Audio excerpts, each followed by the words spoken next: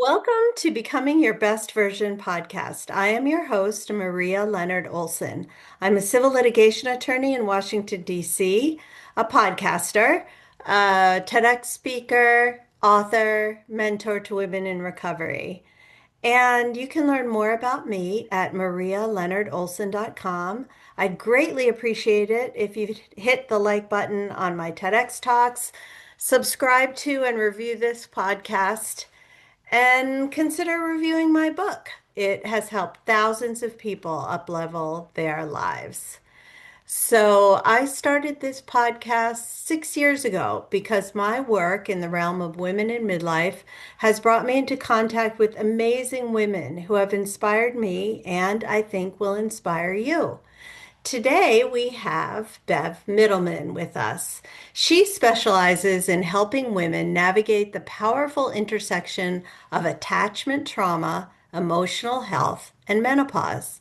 Her work is grounded in science, compassion, and lived experience, giving women and the people who love them the clarity, tools, and support they need to feel secure, connected, and confident again in midlife. Attachment therapy is designed to help people heal relational wounds and reshape patterns that make connection feel difficult. Bev tailors her approach to an individual's unique experiences, helping you to respond to challenges with emotional resilience, clarity, and confidence. We are going to get into it, but I will let you know that prior to becoming a certified attached trauma practitioner, menopause specialist, and founding Securely Loved, Bev was an executive leader, university lecturer, and published author, having obtained her master's degree in 2006. She has dedicated her entire career working with adults in the realm of personal growth and professional development. You can learn more at securelylove.com and follow her on Instagram and YouTube. All of this is in the show notes. Welcome, Bev. Thank you. What a beautiful introduction. I'm very happy to be here with you and your audience. Oh, thank you so much. Well, I'm really interested in the work that you're doing, helping people navigate so many things. And I guess let's talk about what are attachment styles. Sure. So that's a great place to start.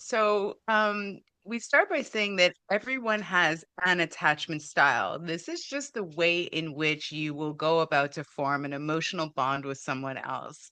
And this patterning for how you go about interacting with others is actually formed really early in childhood. So from 0 to 5 as humans is when we are most subjective to different experiences. So everything we hear, we see, we experience, we feel, all of that forms a template for how it is that we ultimately feel about ourselves and others around us. And this develops into our attachment style, which follows us, of course, into adulthood. Mm. So, again, everyone has an attachment style. We are not talking about mental illness.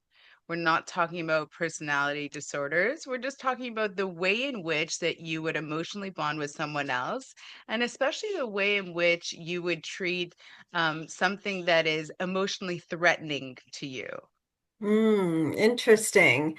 So, Yeah. attachment styles, which may be largely developed during childhood, how do they impact our relationships as adults?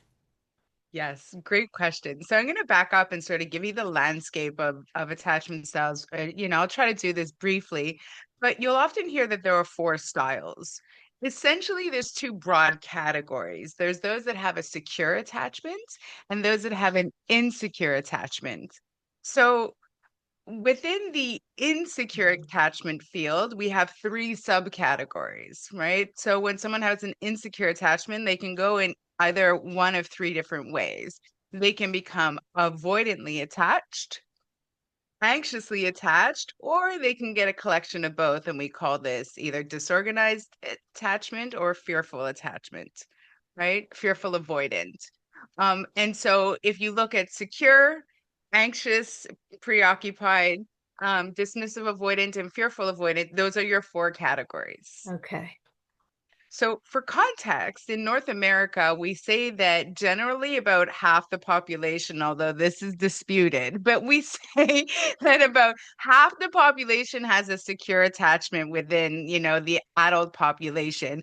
It's probably closer to 40%, but anyway, so Okay. which means that the other half of the population, or maybe closer to 60%, are dealing with an insecure attachment.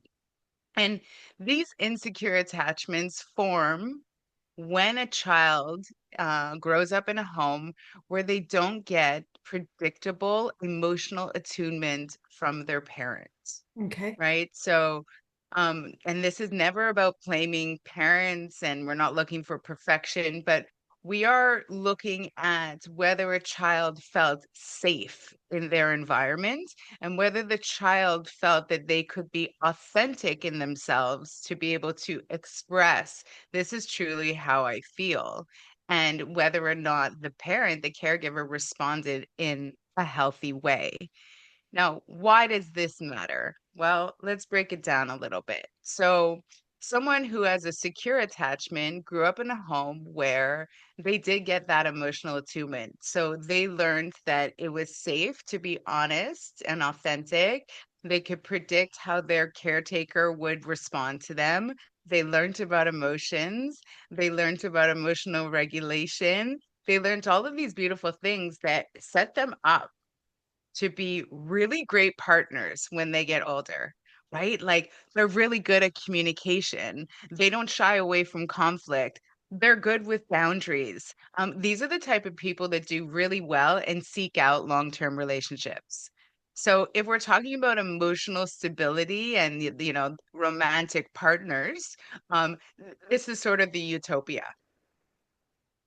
right? Now, attachment styles come out the strongest when we're talking about romantic partners, but they impact us in this pervasive sense, meaning they impact how we feel about ourselves and the relationships that we have to other family members, to our friends, especially close friends, to our colleagues, to our neighbors, and so forth.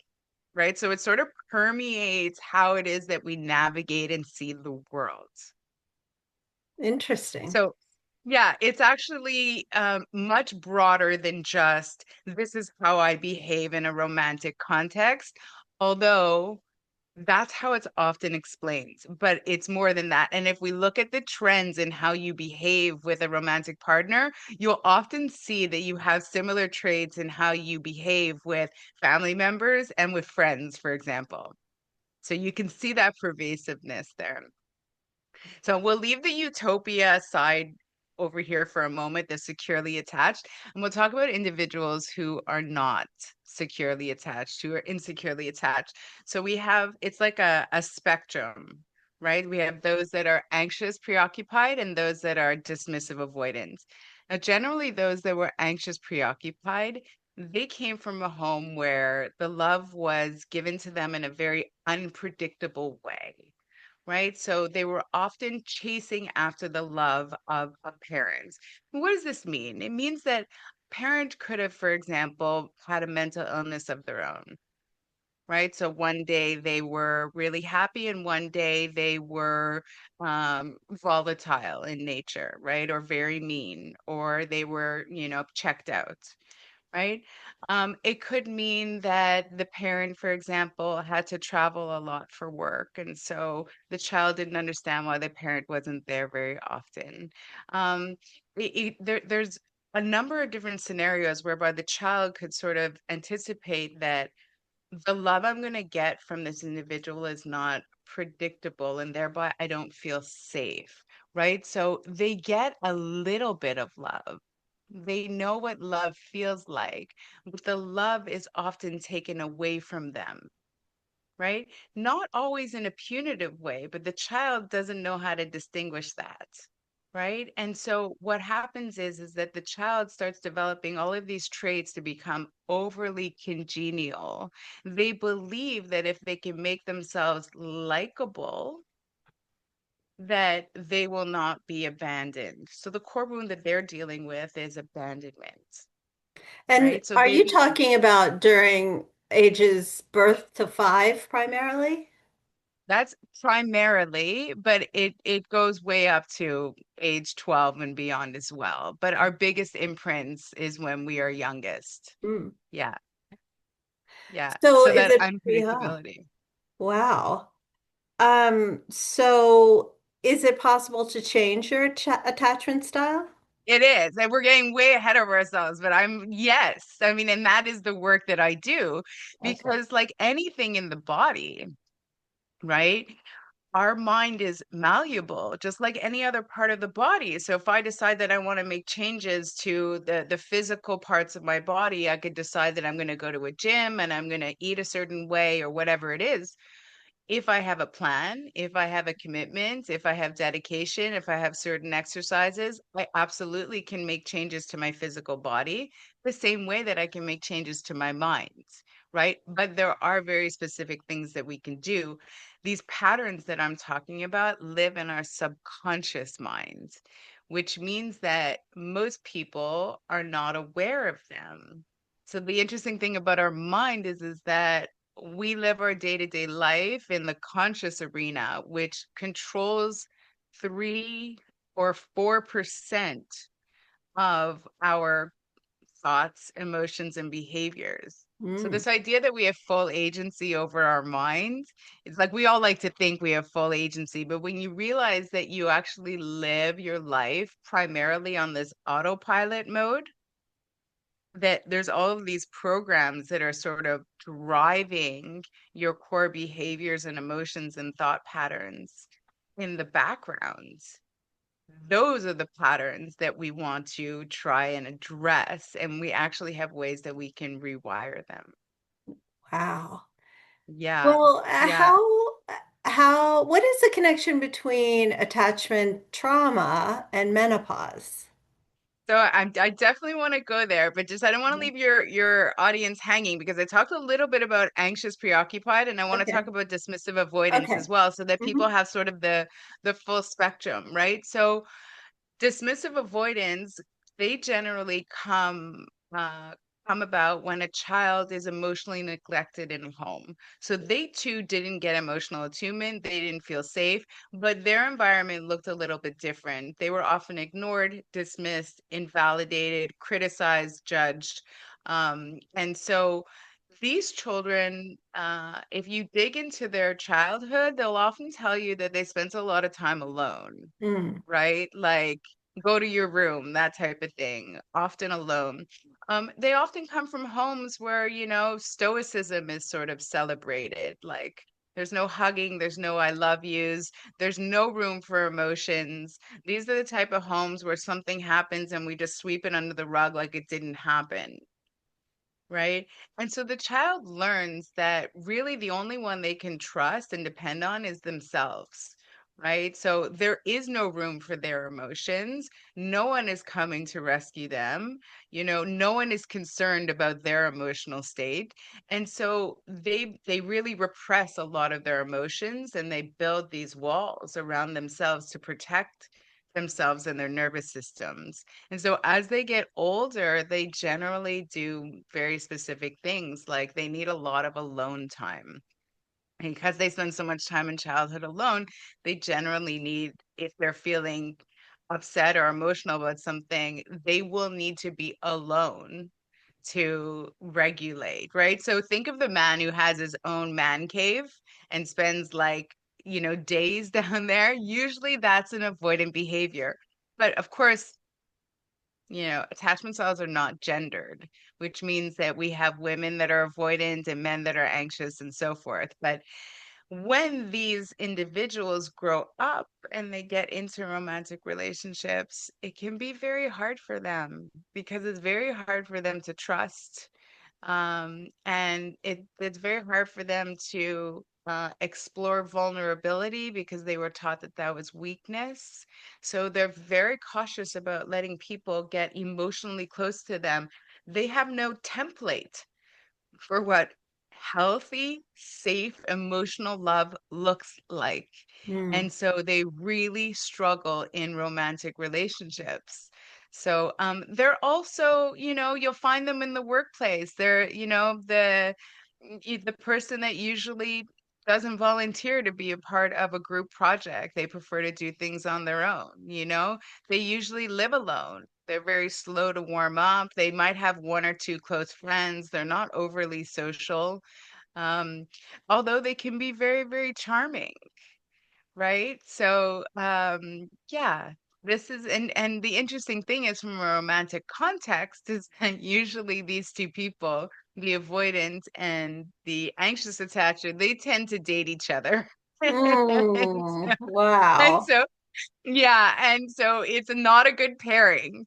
Huh. Um, because what they need in order to feel good and to regulate their nervous system is completely opposite. The anxious attacher needs a lot of attention, validation, reassurance, a lot of closeness, a lot of hand holding and look in my eyes and tell me 6 times a day you love me. Like they need all of that because their love was so unpredictable from their caregiver. They're constantly chasing that validation externally to themselves. Mm, mm, mm. Whereas it's completely opposite for the avoidant. The avoidant really doesn't want to be burdened by someone else's emotional sort of, landscape. They learned, I had to deal with everything on my own. So you deal with your things. And when you're feeling better, come to me, we'll hang out. And you do your thing and I'll do mine. So they're not a great pairing, although I've worked with plenty of couples. And once you become aware of these patterns, like you said earlier, we absolutely can change them. Yeah. Wow. Well, that's very helpful. Yeah. So There's yeah. Uh-huh. I'm so sorry. There's one final category. I don't Okay. want to ever leave out the last category. This is that fourth style that we talked about, the fearful avoidance. Uh-huh. They've got a mixture of things. They've got some avoidant tendencies and some anxious tendencies. I myself grew up as a fearful avoidant. So it's only about 7 to 10% of our population. And generally these folks develop this particular attachment style because they experienced abuse in Mm, their childhood. And so what happens is the child, like any child, is drawn towards a caregiver for that comfort and that safety, right? But in this scenario, it is that same caregiver that is also harming the child, mm, right? So it could also mean emotionally, psychologically, verbally, like it could be sexually. But so the child develops this disorganized template for how to interact with people. I want to come close to you and feel your love and your safety and your comfort, but I'm petrified of you, so I'm going to pull away. And so they grow up into what we call romantically as the hot and the cold partner. So they come close, they back away. They come close, they back away.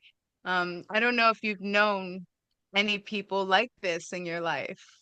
no, I can't think of anyone right this minute. No. Okay, that's fair. Usually people will say, "Oh yeah, I dated someone like that." Right? Like you'll have a great weekend with them. You'll go away and have like a perfect weekend together, and then they won't call you for 3 weeks Yeah. because it's just it overwhelms them, right? So they actually have an intense fear of vulnerability and getting close to someone because for them that feels unsafe, Hmm. right?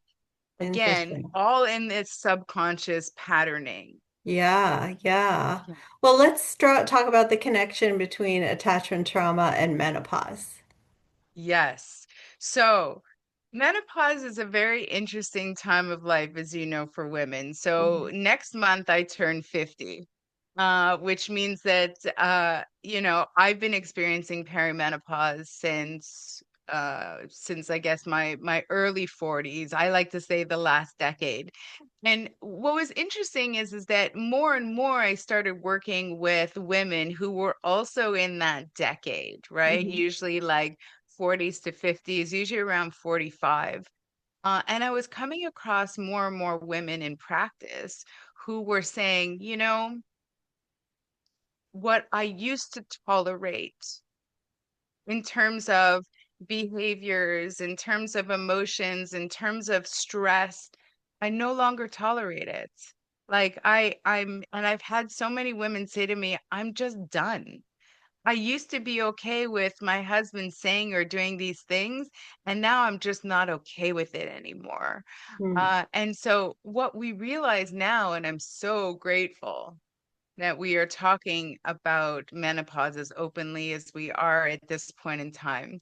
Um, but what we really realized is that this whole, idea that menopause was mainly hot flashes and I don't know, night sweats, I think is what people think it is. That's just absolutely not the story. So I like to pull out, I've got a little visual that I usually like to show when I do these things.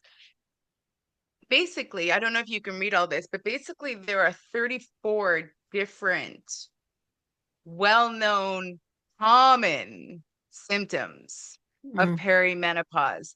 And what's important for our discussion here is the things that are highlighted in yellow are actually symptoms related to our emotional health.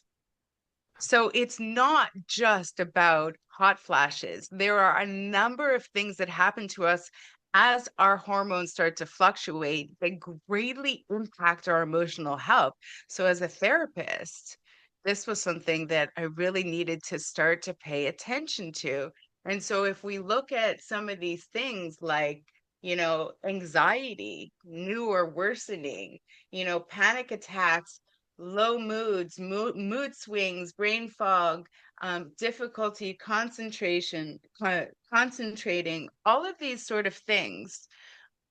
When we take a look at the bigger picture of what is happening during this time period, we realize, okay, so all of the trauma that you once dealt with when you were younger, the methods that you had used, the strategies to sort of placate other people. So if you were anxiously preoccupied, for example, and your strategy to deal with that was to become very compliant and, very congenial, and you were married to someone who, for example, expected you to do the bulk of the emotional labor of the household and the children, and you carried that maybe for 10 or 15 years, but when menopause hits and your estrogen drops and your not only drops, but starts to fluctuate in unpredictable ways, all of a sudden your tolerance changes dramatically. Your tolerance for stress, your resilience for stress. Also, all those beautiful qualities that make us wonderful mothers, right? That nurturing quality, that's driven a lot by estrogen, right? Which is Mm. in our highest when we are in our reproductive years. And so as our estrogen starts to drop, we sort of stop, it's a moment in time where we stop and we question, why am I doing all of this myself? Right. Some people laugh and when women go through menopause or perimenopause and their estrogen starts to drop, they become more like men. Right?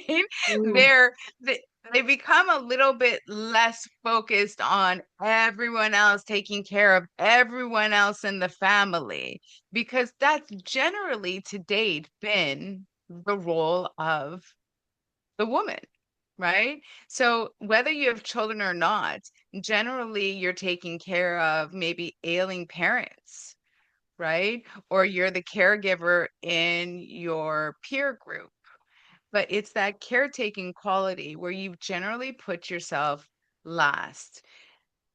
It is a quality that you learned, usually, if we're talking about someone who's anxious, preoccupied, you learned this in childhood.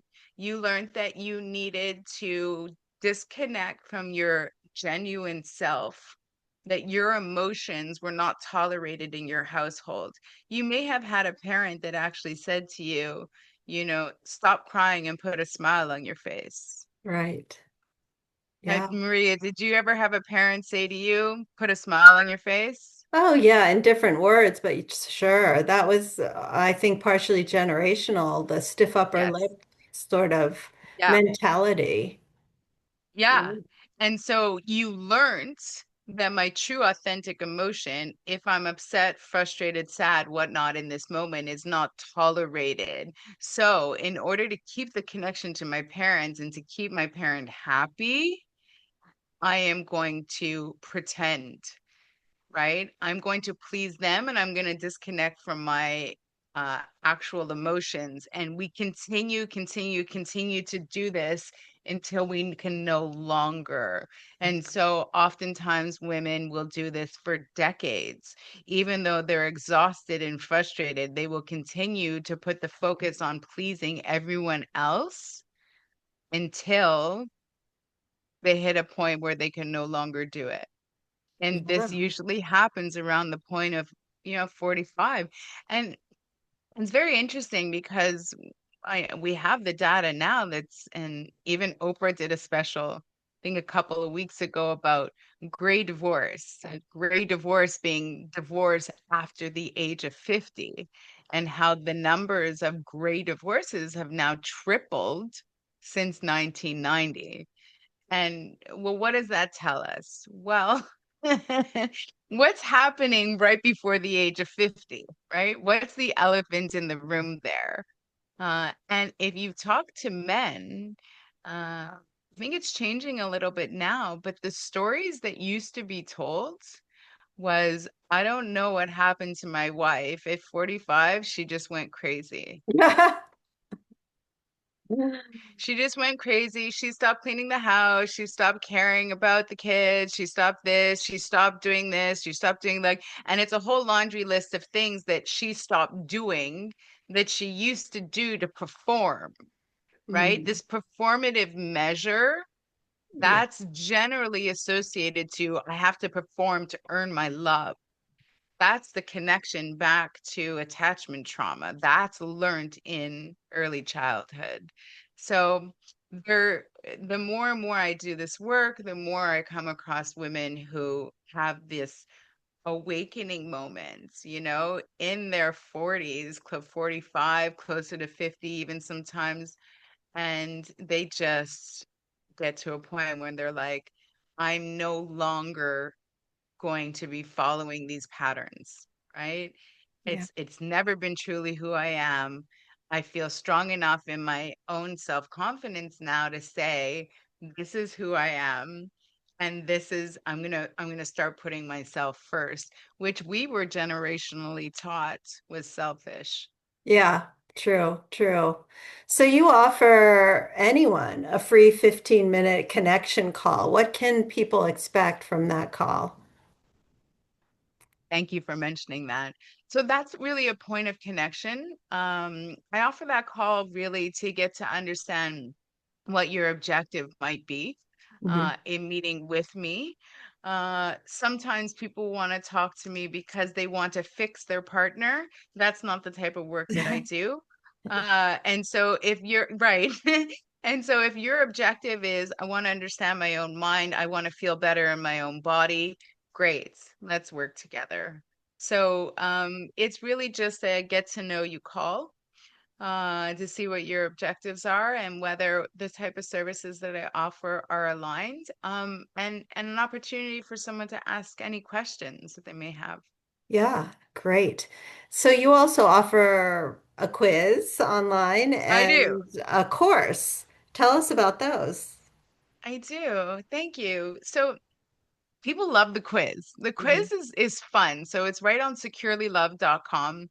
It takes about 10 minutes. It asks you a series of questions, and then it'll tell you where you fall in that sort of continuum that we talked about of the four different styles. Now, most people don't fall squarely into one style or another because we're nuanced as humans, right? But Mhm. you'll have a primary style and then you'll lean one way or another. So it's a point of awareness, it's a starting point, right? And so usually people will take the quiz and go, "Oh, that's interesting." Sometimes they'll have their partner take the quiz too. So yeah, that's a fun point. I also do have courses online specifically about communication styles, specific to each one of the different attachment styles. Communication is very interesting because it lands very differently based on your attachment style. Yeah. So, so I can tell you just like as an example, someone who's dismissive avoidant will communicate primarily through body language and not through vocals, right? So they're the type of person that if they're frustrated, they will hang up the phone, they'll walk out of the room, they'll do certain things. They're not so great at finding their words to communicate what they feel because they were never taught. They were never it's there was never they were never given space to have emotions, let alone taught to identify emotions and give words to it. So it's like they just don't know. They just know that they're not feeling good in the moment, and so they'll just leave. Mm. Right. Right. So communication is really, really interesting. So I have a whole course on that. And I also have a whole course on um, understanding and getting over heartbreak, depending on your attachment style, because depending on where you come from, your baseline, what you need to heal is also different. Mm. Very valuable offerings. So Thank I you. ask all of my guests the following question. What do you do, Bev, to become your best version? Yeah. I love that question.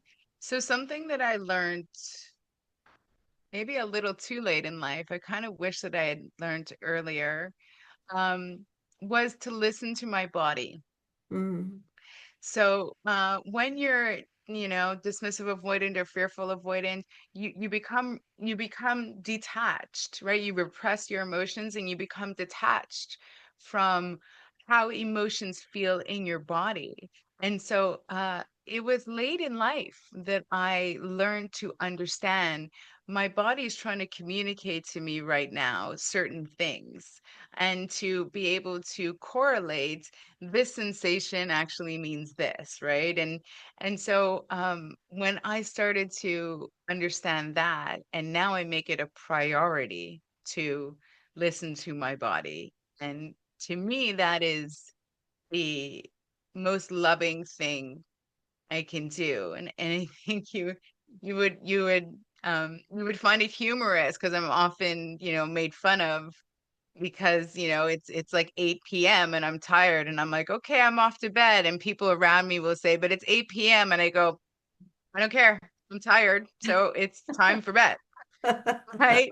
Like if it's 4 p.m. and I'm hungry, I'll eat dinner. Like I'm listening to my body's hungry now, so I'm gonna eat now. Like, so I stopped sort of, I would say being overly concerned with social norms of when it's time to eat my dinner and when it's time to go to bed and when it's time. I listen to what my body needs and I just feel better now.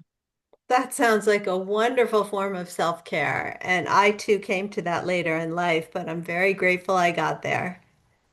Yes, yes, it's great. So, if you want to learn more, go to securelylove.com. I mean, sounds like really important work that can help many of us with self-understanding and improving our relationships. So, I applaud you, Bev, and I thank you for taking the time to be on the podcast. Thank you so much. I'm honored to be here. Thank you for the opportunity.